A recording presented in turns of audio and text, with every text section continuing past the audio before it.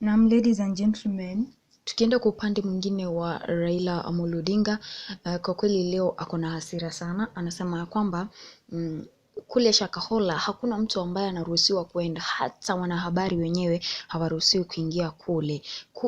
Amesema kwamba tena kuwa watu wamefariki kule, watu walitolewa kule. Ni nini ambacho kinafichwa ambacho hawataki watu wajue? Make wanakataa watu wasiingie. Watu ambao wanaingia huko ni wale watu ambao ni marafiki za Ruto, kina Makenzi hao. So ameuliza swali lake ni nini inafichwa huko ambayo hata wanahabari wenyewe hawaingii huko, hata wakaribii kule. Ni nini inaendelea kule? Na kwa hakika ni uchunguzi gani unaofanyika kwa wale watu ambao wamefariki? Ni uchunguzi gani? Juu kama tujuavyo, wale ni watu ambao walikufa kwa kukosa chakula. Unaona? Because hakukuwa na strength kwa mwili yao. They died because they were fasting. They were competing. Let me just say they were competing with Jesus, with God. Why? 40 days. Me, I cannot fast for 40 days, my friend.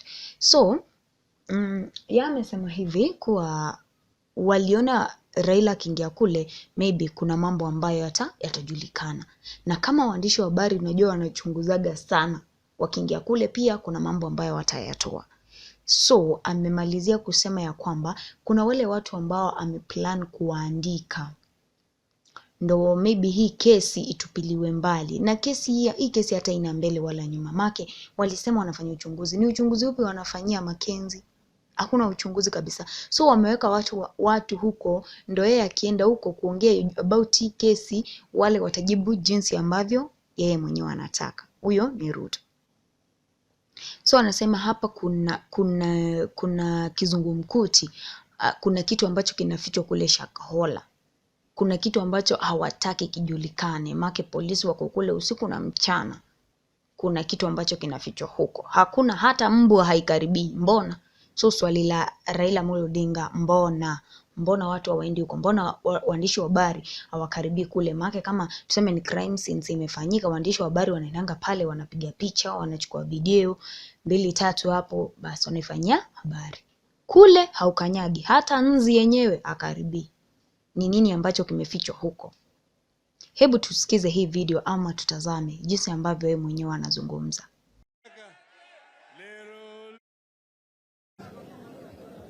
Ati Bwana Korokoro amefanya kitendo ya uzalendo, na tunasasa omba Mungu aweke moyo yake palipema peponi. Sasa amewacha familia nyuma hapa. Tutabaki na nyinyi, tutasimama na nyinyi hata kama mzee ameenda.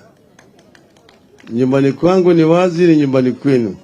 Kama mna shida, mnajua vile kunipata mimi. Vile mzee alikuwa ananipata, mtazidi kunipata mimi namna hiyo. Sasa pili, mimi nataka nitoa shukrani kwenu nyinyi hapa watu wa Kilifi. Manake mlipiga kura vizuri sana mwaka jana. Kura zenu ilinyesha kama mvua. Tunatema shukrani sana kwenu. Tena nyinyi mmezidi kila mara kwa mara kusimama imara na sisi. Na mimi na hakika tutaendelea mbele, na sina hakika sisi tutafaulu. Sasa swala nyeti sasa wakati huu ni mambo hii ya Shakahola. Mimi nilikuwa Dubai niliposikia mambo ya Shakahola. Nikasikia watu wengi wamekufa huku Shakahola. Baadaye mimi nimekuja, na jana nilijitokeza, niliwaambia wabunge mimi nitakuja, nataka kwenda Shakahola nione. Niliambia usiende Shakahola. Shakahola kuna shetani. Nikasema ndi sababu inatakana mimi niende nionane na hiyo shetani. Sasa mimi sikujua ya kwamba wewe unahitaji atikibali uingie pale ambaye kumekuwa na maafa. Manake pale ambayo kuna maafa ndio natakana watu waende huko. Kwenda huko tunaambiwa ya kwamba sasa hii imekuwa ni at operation zone. Haitakani watu waingie huko. Nikasema ni kitu gani ambaye inafichwa hapa? Hata waandishi wa habari hawajakubaliwa kuingia kule Shakahola. Sasa uchunguzi gani ambaye inafanyika hapa Shakahola na watu tayari wamekufa? Kama wewe unafukua maiti kwa kaburi, hiyo ni siri, hiyo ni siri. Sasa mimi nikasema sisi tuko na haki kama Wakenya kwenda kuona. Kufika pale naambiwa haiwezekani. Nikapiga mpaka simu kwa waziri, akaniambia mimi ati mpaka ningoje kama wabunge wamekuja naweza kwenda na hao wajumbe. Sasa nikasema mimi ni kiongozi ya wale wajumbe, mimi ni kiongozi wa chama cha kitaifa na nimekuja kwa niaba ya mamilioni ya Wakenya, naweza kukatazwa? Wakanikataza.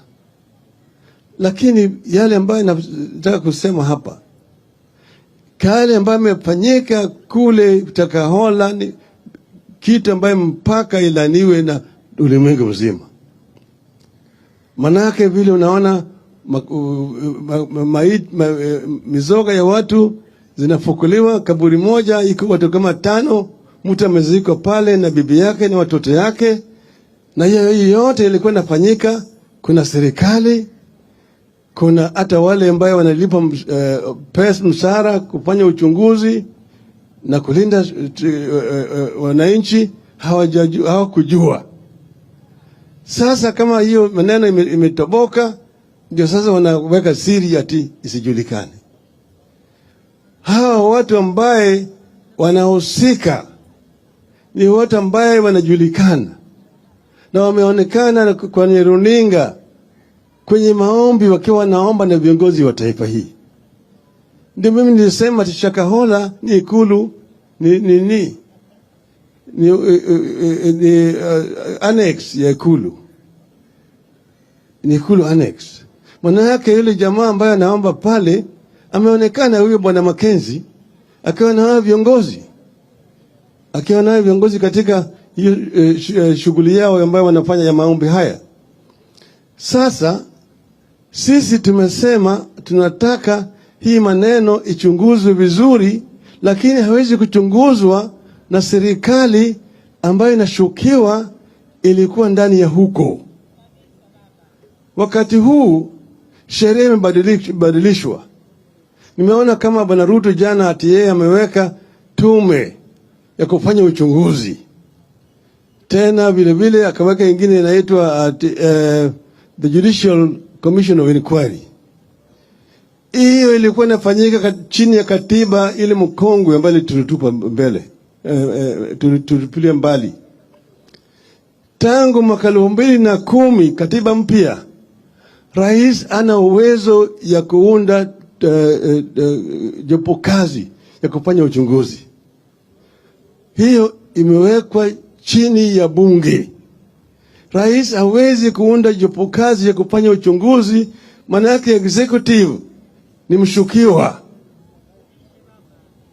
Executive ni mshukiwa. Kwa hiyo bunge ndio iko na jukumu. Na juzi mimi nilimwambia bunge yetu waende wafanye halahala, waunde tume ya kufanya uchunguzi. Sasa bunge inalala. Bunge litafanya kazi haya. Ruto anasema ameweka hiyo tume. Mimi nitaenda mahakamani kusema hiyo jopo kazi ameweka ni kinyume ya katiba ya taifa letu. Hiyo ni njia moja